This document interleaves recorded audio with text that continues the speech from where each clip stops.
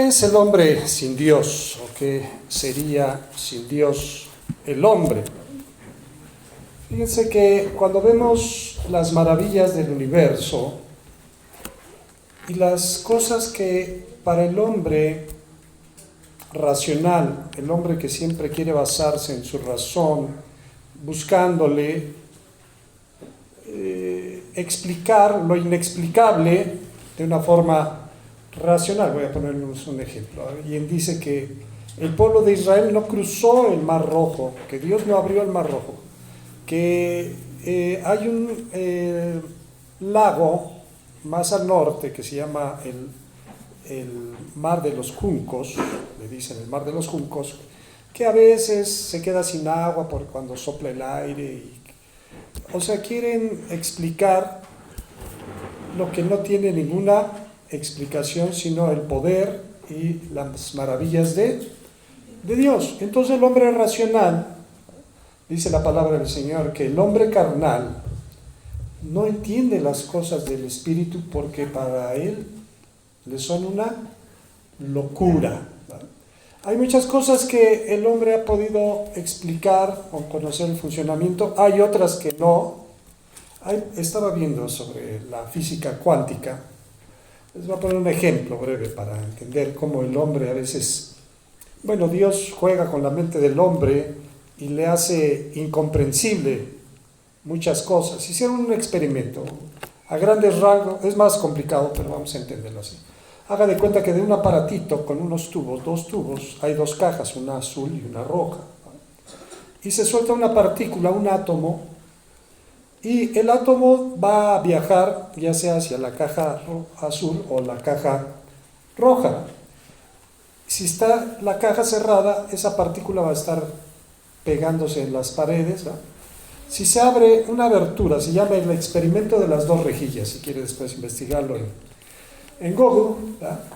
Se abre una puertita y entonces esa partícula sale disparada y enfrente hay una pantalla que registra a dónde pegó la partícula. Entonces se repite el experimento varias veces, casi el 50% la partícula o el átomo sale de la caja azul y el otro 50% sale de la caja roja, porque la partícula no puede estar sino en una sola caja, no en las dos.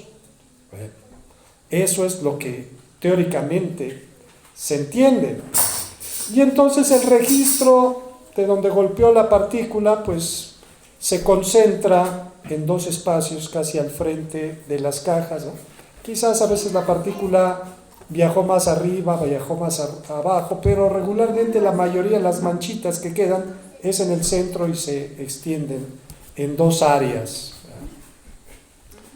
Bueno, vuelven a hacer el mismo experimento, pero este experimento tiene cámaras, tiene sensores que ven lo que está sucediendo.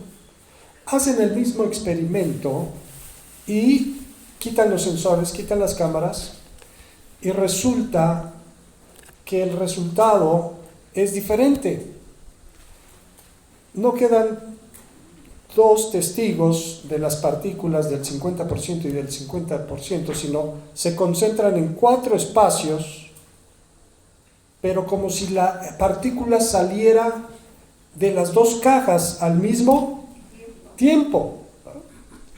Y entonces los científicos, cuando vieron eso, dijeron, a lo mejor algo está afectando nuestro experimento, no vayan a estar a un lado experimentando con otras cosas, con imanes o algo así. Ya revisaron, lo hicieron nuevamente, lo mismo, una y otra vez. ¿Cómo es que esa partícula sabe cuando la están viendo y cuando no la están viendo? Bueno, ese misterio enloquece a los científicos hoy en día. Nadie sabe cómo es que eso está ocurriendo. Entonces, la razón humana siempre ha querido explicar todas las cosas, pero no quiere reconocer que es Dios el que tiene el control precisamente de todas las cosas. Vamos a ir buscando en el libro de Hechos de los Apóstoles, capítulo 17. En lo que lo van encontrando, voy poniendo el contexto. ¿Qué es el hombre sin Dios? Hechos 17. ¿Y qué es Dios sin el hombre?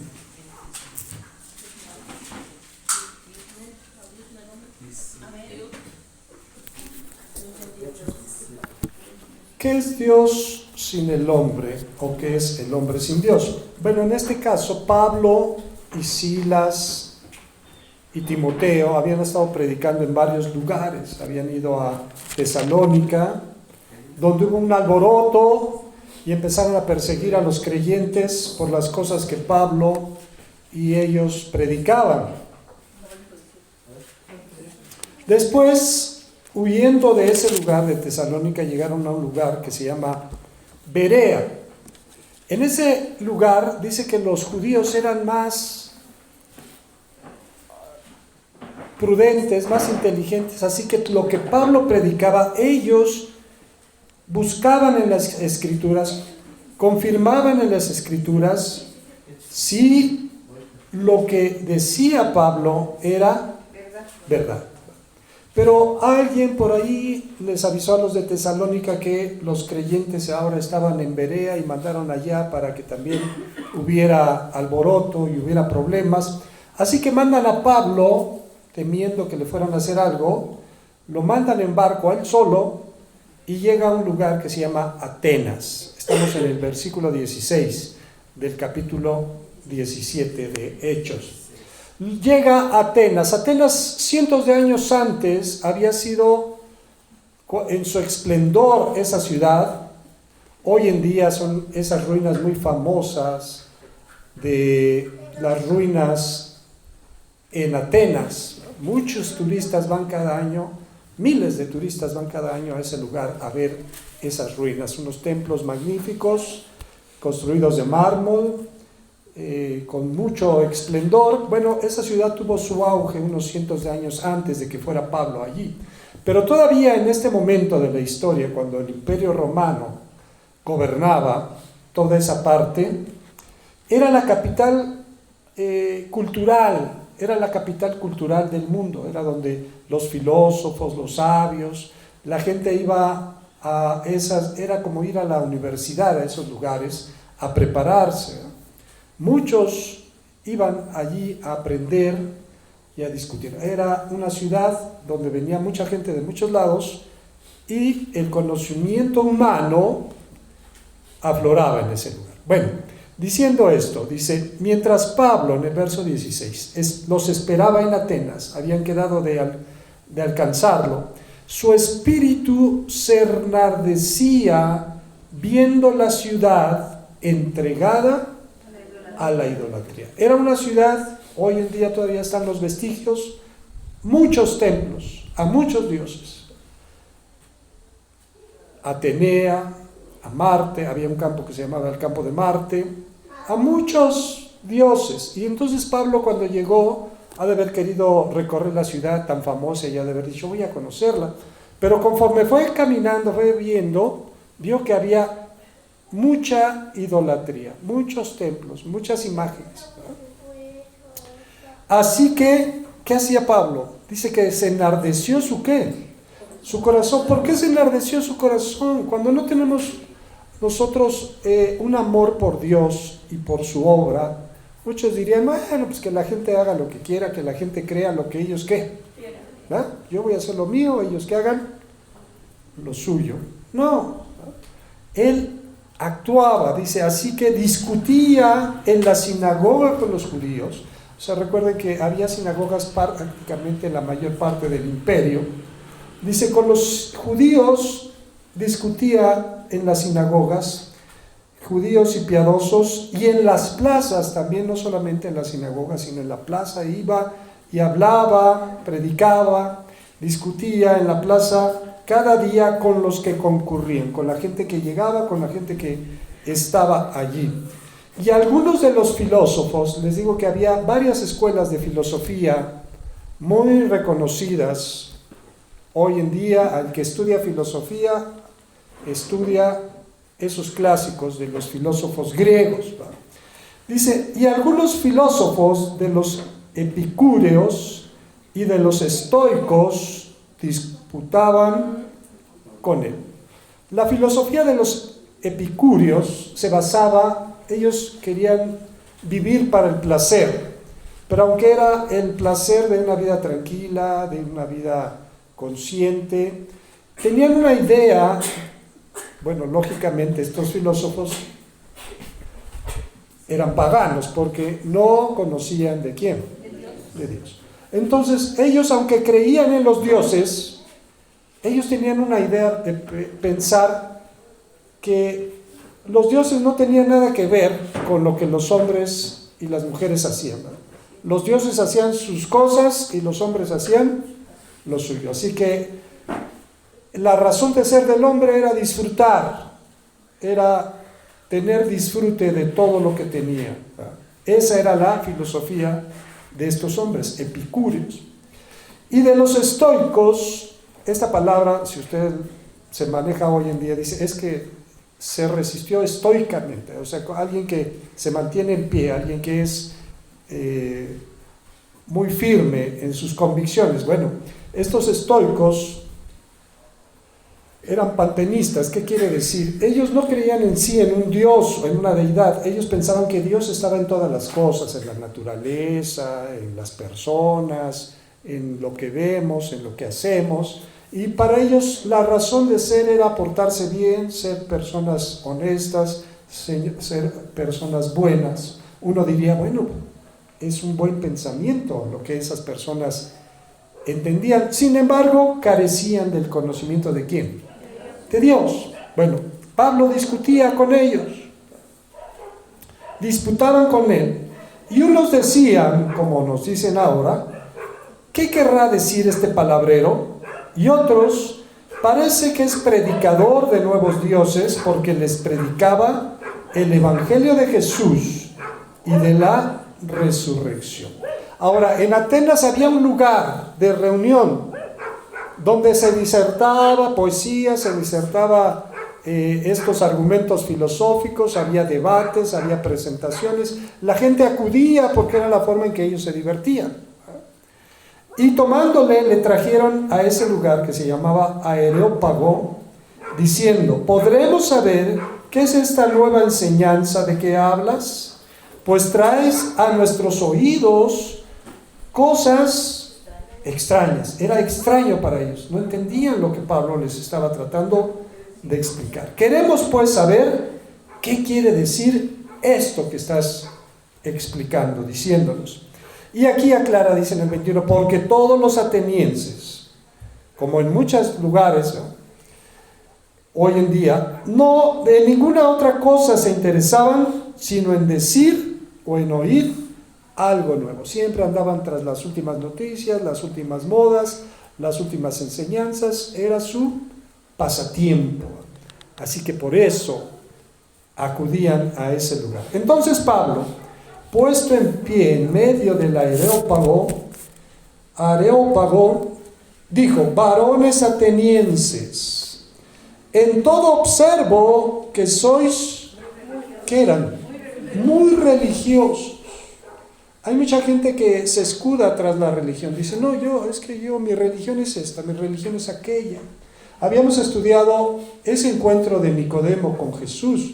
Nicodemo era un fariseo, era un judío practicante de la secta de los fariseos, que eran muy celosos, trataban de guardar la ley en una forma muy estricta. Era un hombre muy religioso.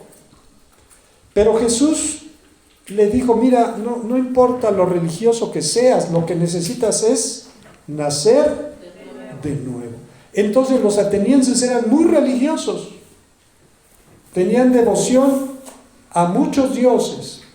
Dice, varones atenienses, en todo observo que sois muy religiosos, porque pasando y mirando vuestros santuarios, hallé también un altar en el cual estaba esta inscripción: al Dios no conocido. Eran tan religiosos, llegaban casi al extremo estos atenienses. Tenían un Dios para esto, una diosa para aquello. Pero ellos decían en su mente, a lo mejor hay un Dios que todavía no conocemos, no vaya a ser que se enoje con nosotros. Vamos a hacerle, aunque sea un altar, una inscripción diciendo al Dios no conocido. Entonces Pablo observó la forma en que se conducían los atenienses y empezó su disertación con esta parte. Dice, ustedes tienen incluso un altar que dice al Dios no conocido. Y entonces empieza en materia y dice, al que vosotros adoráis pues sin conocerle, es a quien yo os anuncio. Es lo que yo les vengo a decir. El Dios, pero ya empieza a decir, el Dios que hizo el mundo y todas las cosas que en él hay, siendo Señor del cielo y de la tierra, no habita en templos hechos por manos humanas. Aquí empezó a pegar en ellos el asunto del ego. Se habían tardado tantos años en hacer esos templos tan grandiosos, de mármol, de piedras muy preciosas. No se sabe cómo los hicieron, son pesadísimas esas piedras y aún así tenían sus capiteles. Las estatuas de los griegos y de los romanos, nosotros a veces las vemos en los museos y se ven de piedra, ¿no? Pero no era el terminado que tenían esas. La estatua era de piedra, pero se pintaba de colores, la ropa, la cara, los ojos, el pelo. Todas las estatuas, todas las fachadas de los templos estaban coloridas, coloreadas, ¿verdad? Pero Pablo les dice, miren, Dios es el que hizo todas las cosas. Él no habita en un templo hecho ¿por qué? Por manos de hombres. Ni es honrado por manos de hombres como si necesitase de algo. Ellos, en esa afán de ser religiosos y de tener muchos dioses, continuamente también ofrecían sacrificios de una forma, sacrificios de otra forma, como que el Dios necesitaba de los sacrificios que los hombres les pudieran ¿qué? Dar. Pablo dice, no, Dios no necesita, Él no necesita nada de nosotros. Para que habiten, dice, pues Él es quien da a todos vida y aliento, ¿y qué? Y todas las cosas. Dios no necesita nada de nosotros, les está explicando Pablo. Nosotros necesitamos ¿de quién? De Dios. Nosotros necesitamos de Dios. Dice, miren, Él no necesita que ustedes lo ofrezcan. Él nos da el aliento, nos da la vida, nos da la inteligencia. Dice el 26, y de una sangre ha hecho todo linaje de los hombres para que habiten sobre toda la faz de la tierra, y les ha prefijado el orden de los tiempos y los límites de su habitación. Les está diciendo, mire, al hombre, a la mujer, que a veces quiere ser muy racional, entender todas las cosas, dice, Dios es el que tiene control de todas las cosas. Nos hizo de un solo linaje. ¿Qué quiere decir? Que descendemos de una sola pareja, y eso en la ciencia lo ha demostrado. Venimos de una sola fuente, de la fuente que Dios creó cuando creó a Adán y creó a Eva. Dice, y Él nos ha fijado todas las cosas, pero con un propósito, para que el hombre busque ¿a quién? A Dios. Para que busquen a Dios. Si en alguna manera, palpando, así aunque no sea claramente, puedan hallarle, aunque ciertamente no está lejos de cada uno de nosotros. Y Pablo era un hombre culto. Pablo hablaba varios idiomas, entre ellos el griego, por eso se expresaba en Atenas, y ellos lo estaban entendiendo, lo que él estaba ¿qué? Diciendo. Había estudiado algunas corrientes filosóficas griegas, pero había sido criado bajo la ley a los pies de Gamaliel en Jerusalén. Pero también conocía algunas frases, algunas ideas que los poetas griegos manejaban, y aquí dice estas dos. Dice en el 28, esta frase es de unos poetas griegos, dice, porque en Él vivimos y nos movemos y somos. Dice, en Dios vivimos, en Dios nos movemos y en Dios somos. Como algunos de vuestros propios poetas también han dicho, también otra frase poética griega decía, porque el linaje suyo somos. Está llamando su atención, la gente está oyéndole, ¿verdad? Y como le está hablando de las cosas que ellos conocen, de ellos ven, están poniendo atención. Siendo pues linaje de Dios, no debemos pensar que la divinidad sea semejante a ¿qué? Tenían estatuas de oro, estatuas de plata, estatuas de piedra, de madera. Dice, Dios no puede asemejarse a esas cosas que se hacen con las manos. Siendo linaje de Dios, no debemos pensar que la divinidad sea semejante a oro o plata o piedra, escultura de arte y de imaginación de hombres. ¿Cómo se imagina el escultor a Dios? Y lo pone así, lo representa de una forma, de otra forma. No sabe realmente cómo es, pero él se imagina que así es. Y la gente compra esas estatuas, lo estoy traspolando a la actualidad. La gente compra esos ídolos, los pone en su casa y les pide y les habla como si Dios fuera esa imagen. Entonces Pablo dice, no puede ser, Dios hizo todas las que. Él no es semejante a nada que nosotros podamos hacer. Imaginación de hombres, pero Dios. Ahora, ¿por qué se preocupa Dios por el hombre si el hombre no se preocupa por quién? Por Dios. Pero Dios, habiendo pasado por alto los tiempos de esta ignorancia, ahora manda a todos los hombres en todo lugar. ¿Qué les manda? Que se arrepientan de haberse olvidado de Él, que se arrepientan de honrar a criaturas, a imágenes, en vez de darle la honra ¿a quién? A Dios. Que se arrepientan, por cuanto ha establecido un día en el cual juzgará al mundo con justicia. En ese lugar donde él estaba disertando, no solamente se iba a escuchar enseñanzas, también era la reunión. Recuerden que los atenienses fueron los que, los griegos fueron los que dieron auge a esta idea de la democracia. En ese lugar se hacían las asambleas para votar por sus autoridades. En ese lugar era el centro cultural y el centro político de lo que eran los atenienses. También ahí se hacía justicia. Cuando había problemas, cuando había pleitos, allí se determinaba el juicio. Por eso Pablo dice, va a haber un día en que él juzgará a todo el mundo, pero los va a juzgar ¿con qué? Con justicia por aquel varón a quien designó, dando fe a todos con haberle levantado de los muertos. Él, cuando discutía en las plazas, hablaba de Jesucristo y de la resurrección, pero ellos decían, son dos dioses diferentes. No, él está hablando de que Jesucristo, Dios le levantó ¿de dónde? De los muertos. Hasta ahí le estaban oyendo y le estaban poniendo atención.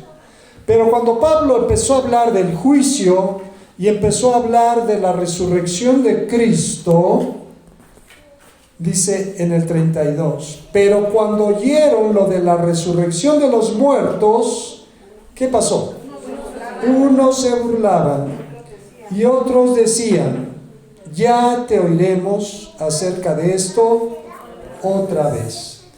Y así Pablo salió en medio de ellos. Pareció que todo iba bien, hasta que ellos dijeron, no, esas cosas, ¿cómo que la resurrección? ¿Cómo que la resurrección? Ellos pensaban que el cuerpo intrínsecamente era malo. que la esencia del Espíritu era lo verdaderamente bueno del hombre. ¿Cómo Dios iba a levantar a alguien que ya había estado muerto para que su cuerpo otra vez estuviera presente? Pero ellos no entendían, no comprendían el poder y la misericordia de ¿quién? De Dios. Pareciera que fue un fracaso para Pablo.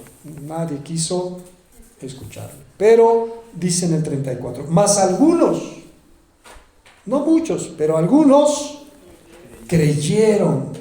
Eso que Pablo dijo, creyeron, juntándose con él, entre los cuales estaba Dionisio, el Areopagita, quiere decir alguien que continuamente estaba allí, alguien que disertaba, alguien que participaba en ese lugar, quizás el que lo administraba.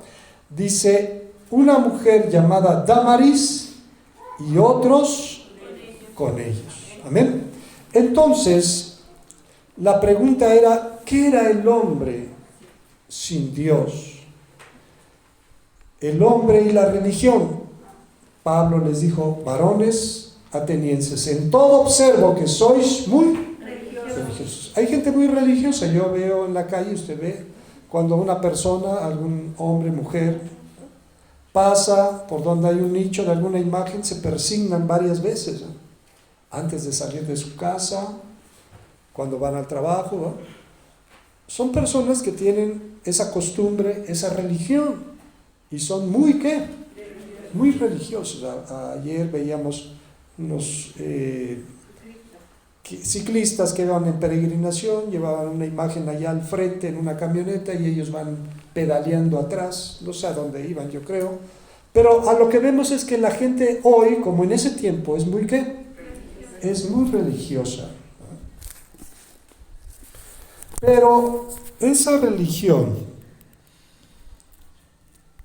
eso que ellos están haciendo, les dijo que es como Nicodemo, que Jesús le dijo, ¿te es necesario qué?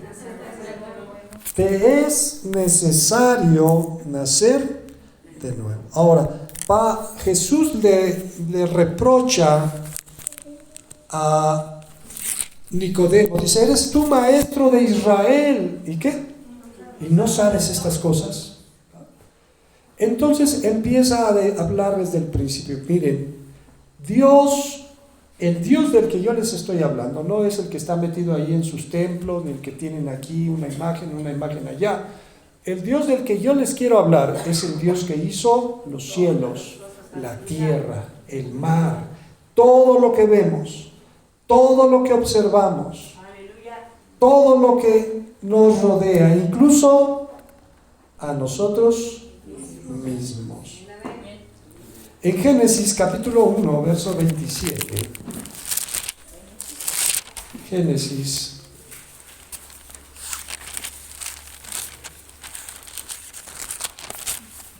nos dice, y creó Dios al hombre, ¿cómo lo creó?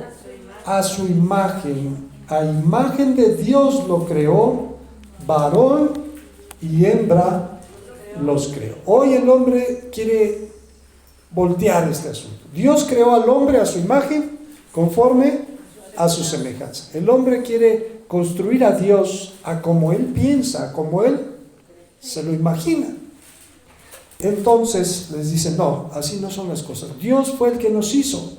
En Mateo capítulo 19, verso 4, también nos dice la escritura, Mateo capítulo 19, verso 4. Él respondiendo les dijo, ¿no habéis leído que el que los hizo al principio, ¿cómo los hizo? Varón y hembra los hizo. Dios fue el que nos hizo. Dice el Salmo 100, reconoced que Jehová es Dios, Él nos hizo y no nosotros a nosotros mismos. Salmo 139, verso 3.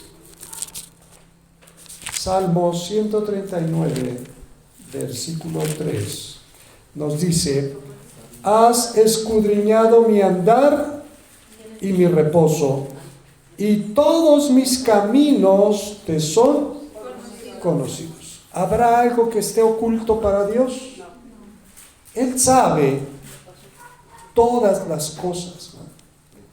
Él sabe eso que los científicos no entienden. ¿Por qué cuando se observa un experimento sale de una forma y cuando no se observa sale de qué? De otra manera. Él tiene control de todas las cosas.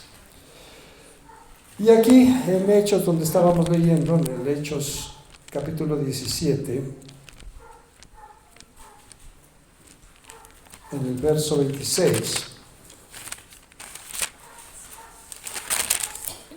nos dice, entonces,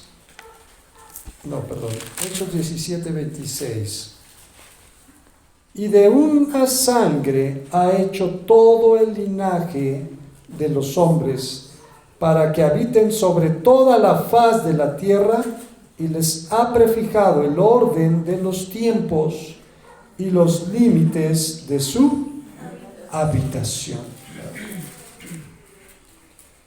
Dios fue el que delimitó las cosas. Hoy el hombre quiere ir más allá. Hay esa idea de ir a poblar otros planetas, ¿no? Si no cuidamos el que tenemos, ¿creen ustedes que van a andar cuidando los ajenos, ¿no? No, Dios puso un límite a donde nosotros podíamos habitar, vivir, con el propósito de conocerle, de entender sus maravillas. Amén.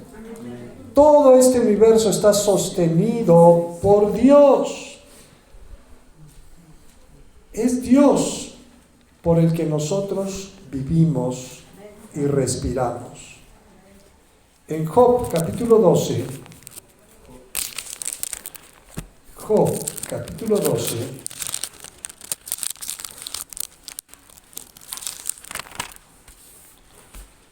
versículos 9 al 10. ¿Qué cosa de todas estas no entiende? Estamos en Job 12, del 9 al 10. ¿Qué cosa de todas estas no entiende que la mano de Jehová la hizo? En su mano está el alma de todo viviente y el hálito de todo el género humano. Ciertamente el oído distingue las palabras y el paladar gusta las viandas. En los ancianos está la ciencia y en la larga edad la inteligencia. Dios hizo todas estas cosas. Amén. Entonces nosotros debemos de recordar que es Dios el que tiene control de todas las cosas. Como leíamos en el versículo 25 de Hechos 17, que dice, en Él vivimos, somos y nos movemos. Porque en Dios está la razón de nuestra vida, de nuestro existir. Fuera de Dios no hay absolutamente nada. Ni es honrado por manos de hombres como si necesitase de algo, pues ese es quien da a todos vida y aliento y todas las cosas. Y voy a compararlo con el día de hoy. Hoy venimos para presentarnos delante de la presencia de Dios.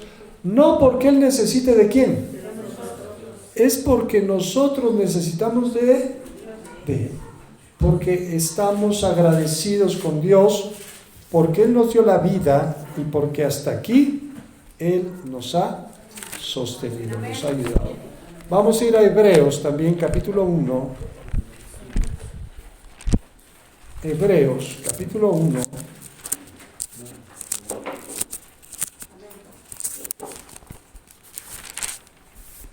Versículo 3 dice, el cual, está hablando de Jesucristo, dice, el cual siendo el resplandor de su gloria y la imagen misma de su sustancia, y quien sustenta todas las cosas con la palabra de su poder, habiendo efectuado la purificación de nuestros pecados, por medio de sí mismo, se sentó a la diestra de la majestad en las alturas. Él es el que sustenta todas las cosas. Parecieran cosas obvias que el hombre explica. Dice, no, es que el universo es así, el universo es asado, el sol está aquí, la tierra está acá. Pero hay cosas que puede explicar y hay cosas que no puede explicar. Una cosa que no puede explicar es por qué los planetas, el sol y lo demás flotan o están suspendidos en algún lugar. ¿Por qué se expande el universo? ¿Por qué se mueve la tierra y nosotros no nos damos cuenta que nos estamos moviendo? ¿Verdad? Dice que Él sustenta todas las cosas con el poder de su palabra. En Colosenses capítulo 1,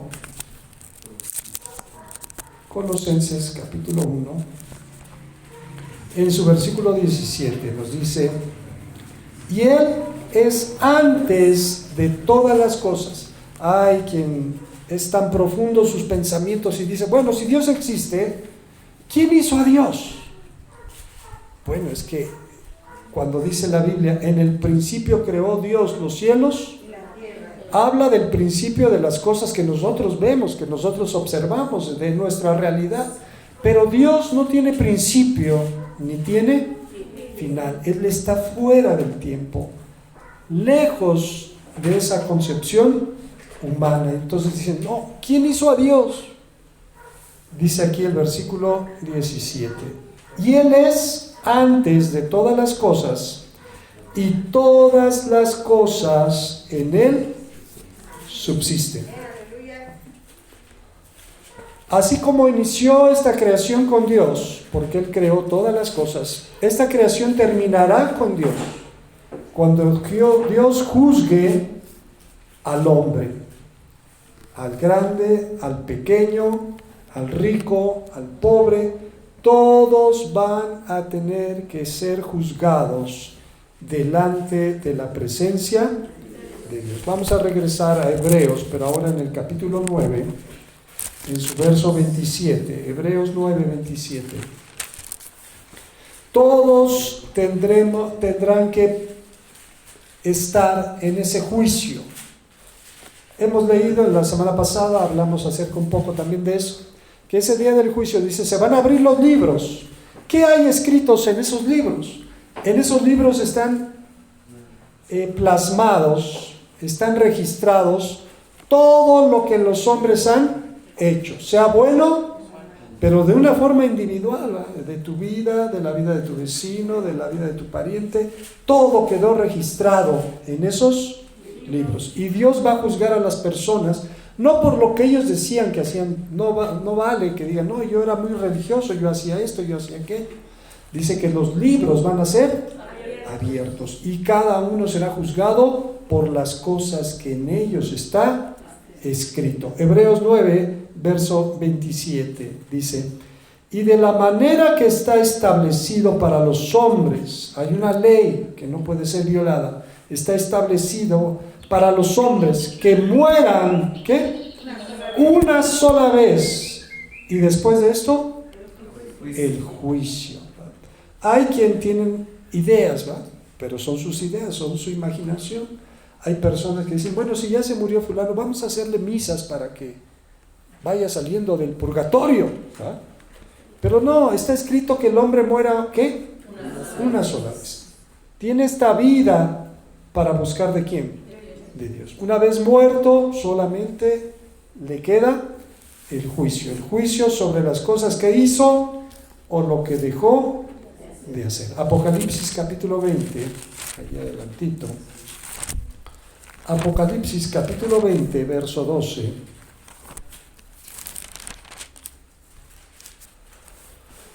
Dice, y vi a los muertos. Esos muertos, aunque la gente esté muerta, no es el fin todavía, porque todos resucitarán, como dijo Marta a Jesús, yo sé que resucitará en el día postrero. Va a haber un día en que todos resucitarán, unos para gloria eterna y otros para perdición y confusión perpetua también. Dice, y vi a los muertos, Apocalipsis 20:12, vi a los muertos grandes y pequeños, de pie ante Dios. ¿Y qué va a pasar? Los libros fueron abiertos, y también hay otro libro, dice, y otro libro fue abierto, el cual es el libro de la vida. Y fueron juzgados los muertos por las cosas que estaban escritas, ¿en dónde? Según sus obras. Hay gente que ha hecho cosas malas, pero nadie lo ha visto. Y piensa esa persona que se salió con la suya porque dice, nadie se enteró, nadie sabe que yo hice esto o hice aquello. Pero se va a llevar una sorpresa ese día, porque el libro se va a abrir y va a decir, aquí está escrito que tú hiciste esto. Donde quiera que hayan muerto las personas, vamos a leer el 13 también, dice, y el mar entregó los muertos que había en él. Si se hundió su barco, si se ahogó en el mar y nunca se encontró el cuerpo, no importa. Donde el hombre haya muerto, allí regresará para ser juzgado. Y la muerte y el Hades entregaron los muertos que había en ellos, y fueron juzgados cada uno según sus obras. Segunda de Timoteo, capítulo 4, segunda carta a Timoteo, capítulo 4, en su verso 1, nos dice,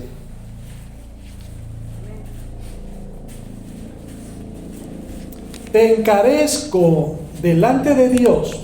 Y es algo que tenemos que tener en cuenta, ¿verdad? Hermanos, es tiempo de ponernos las pilas, porque estamos delante de ¿quién?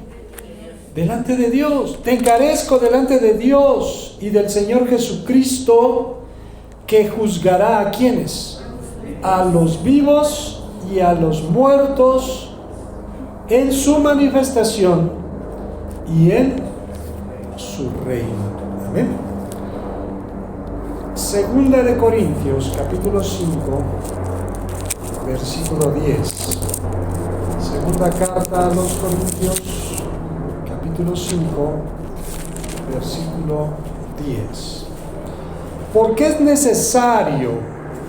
Ahora, cuando alguien es salvo, usted ha entendido ese concepto de la salvación. ¿Por qué necesitamos ser salvos?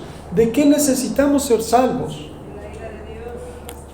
Somos salvos de la ira de Dios, somos salvos de pasar por ese juicio.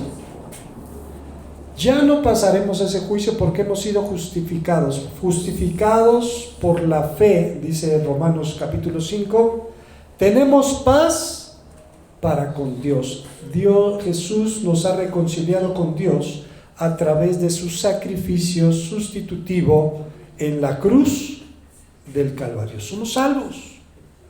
Eso no quiere decir que como cristianos no vamos a dar cuentas a Jesús de las cosas que hicimos conociendo de su palabra. Aquí dice en 2 Corintios capítulo 5, verso 10, dice, porque es necesario que todos nosotros, no está hablando del mundo, está hablando de los que ya conocemos de quién, que todos nosotros comparezcamos ante el tribunal de Cristo, para que cada uno reciba según lo que haya hecho mientras estaba en el cuerpo. Y pone aquí, sea bueno o sea malo. También, eso tenemos que tener en cuenta nosotros como cristianos, porque si usted no hizo las cosas que Dios le ordenó que hiciera, si usted o yo o cualquiera ofendimos o molestamos a los demás creyentes, fuimos un estorbo para los demás, no trabajamos para su obra, sino que fuimos incluso un estorbo para la obra de Dios, un día vamos a tener que dar cuentas. Hayamos hecho las cosas bien o las hayamos hecho mal. Vamos a concluir para terminar. ¿Qué es el hombre sin Dios? Nada. ¿Por qué? Porque Dios fue quien lo creó. Sin Dios, tú y yo no existiríamos. Dios es el que da la vida. Sin Dios, tú y yo no estuviéramos vivos en este momento. Y también porque Dios es el que juzgará. Sin Dios, tú y yo no existiremos en la presencia de Dios. Va a ser una tristeza. Dice que Jesús identifica ese lugar de tormento. Dices, va a ser el lloro y el crujir de dientes. Porque en el juicio muchos se levantarán, ¿verdad? Algunos que incluso conocemos, algunos que viven cerca de aquí o de las iglesias, que cada reunión ellos oían las predicaciones, ¿no? Y decían, esos están ¿qué? Locos, ¿no? O que su familiar o su vecino que usted le predicó y él dijo, no, este está loco, yo no sé qué tanto me dice, ¿ah? Ese día que se presente delante del juicio no va a tener excusa, porque Dios le va a decir, mira, aquí también en el libro está escrito cuántas veces te hablaron de qué, de mi palabra, y cuál fue tu actitud, cuál fue tu pensamiento, cuál fue tu reacción. No quisiste nada conmigo. Dice, allí será el lloro y el crujir de dientes. Muchos van a decir, hubiera escuchado, se hubiera atendido, si hubiera ido, pero el hubiera no existe. ¿Qué es el hombre sin Dios? Nada. Que el Señor nos bendiga y nos guarde.